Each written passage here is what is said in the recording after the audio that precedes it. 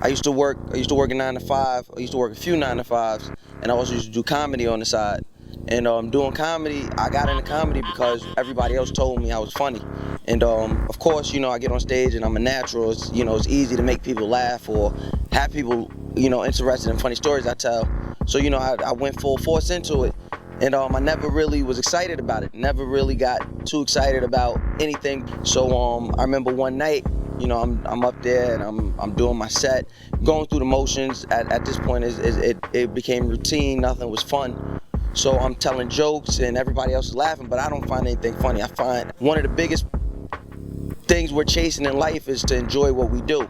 So if I'm up there making everybody else laugh, I should be laughing along with them, and it just wasn't happening.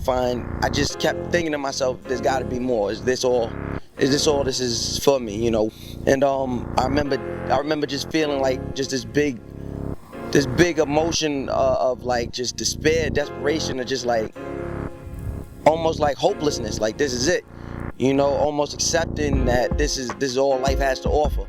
And I remember like right before I quit, I spoke to my brother, and I was telling him like, listen, this ain't working. Like, I might as well just go get a 9-to-5, settle down, be a family man or something. Can you imagine Mouse as a family man? So just figure settle down like that. And he told me, gave me some of the best advice I ever heard in my life. And he told me, he said, do something, don't do nothing. So from that moment, I said, listen, no matter what I got to do, I'm going to make a living off of being me. And I decided to become a personality. I decided to make a living off of being myself, off of my personality, off of my viewpoints, and never having to perform for anybody. I never want it to be looked at as Mouse Jones, the persona. I'm me.